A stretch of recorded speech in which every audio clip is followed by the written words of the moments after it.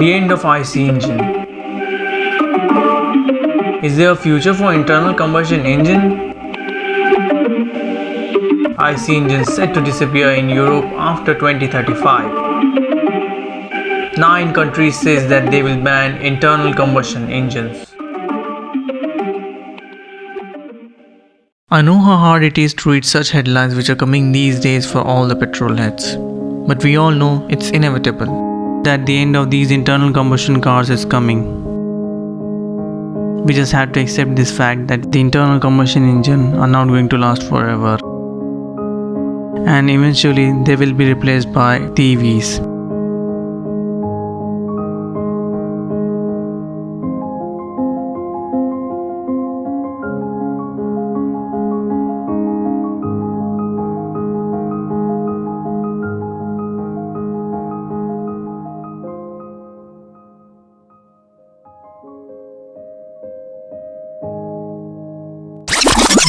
Or else Porsche will save us with their synthetic fuel.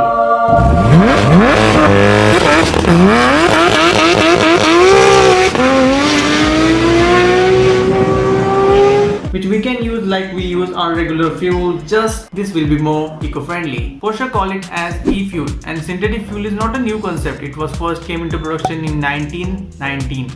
Even during World War II, Germany used to produce oil product from coal. In terms of their basic properties, they are no different from kerosene, diesel, petrol processed from crude oil. However, they are climate neutral fuel. Ideally.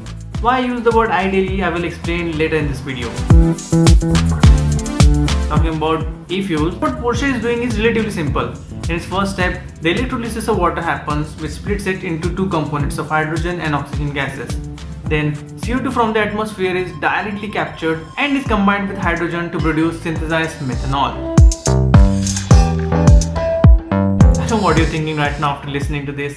I know exactly what you're thinking right now. You might be thinking, yeah, that's the exact thing that we need to keep our roaring IC engine cars up and running on the roads. Now allow me to take your hopes to another level by telling you one more advantage of synthetic fuel.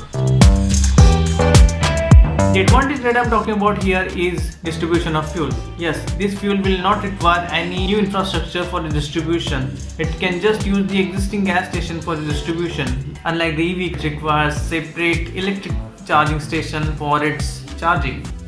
Everything sounds so good, right? Everything sounds so perfect. But let's come back to reality. And yeah, this synthetic fuel also has its downsides.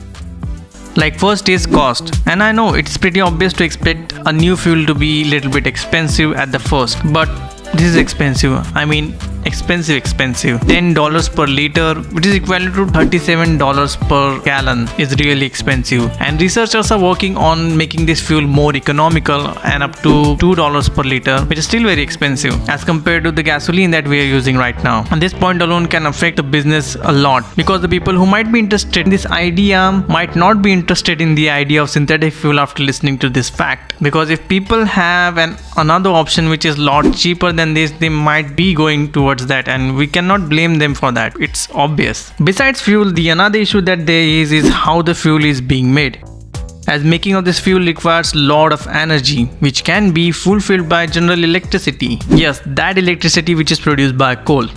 Now tell me, if you're using a coal-based energy for making an eco-friendly synthetic fuel, then what's the point? If you want to make a fuel that is truly eco-friendly, then you have to make it with clean source of energy like wind, solar, tidal, anything which is eco-friendly should be used for making of the synthetic fuel. And for such plant to set up, it requires a very specific location. The good news is it's already been found, and it's in Chile.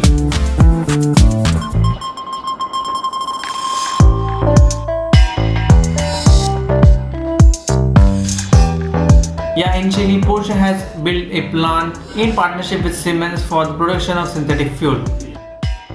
After building this plant, they have a big task ahead to be completed, which brings us to our next point, which is difficulties in transportation, as the fuel will have to travel several miles to reach to your local gas station, which is gonna make it a bit expensive. And expect it to be a bit more expensive in countries like India, where it has to travel several more miles to reach to its destination.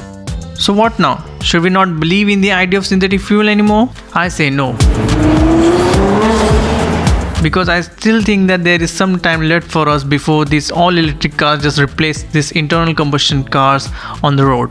What we need right now is more interest and investment in this idea from across the globe, and also we need more alternatives like the e-fuel and hydrogen fuel cell, so that the internal combustion engine cars and electric vehicle can exist together. Hey all, thanks for watching this video, and if you really like this video then don't forget to give this video a thumbs up and consider subscribing if you want to help me grow my YouTube channel and help me achieving my dream of becoming a very successful YouTuber in the field of automotive. And the reason why I'm so desperately requesting you to subscribe to this channel is because if you have watched my recent videos, you might have observed some unusual inconsistency in uploading of the video from this channel. And the reason for that was my university exams and campus placement. I wanted to focus on that, and that has affected my YouTube channel a lot. I have lost all my reach and all my viewership in the recent times. If you subscribe to this channel, it will help me a lot, and just please share this video to maximum people possible so that at least I will get my reach back. And yeah, again, thanks for watching this video, and I will see you in the next one.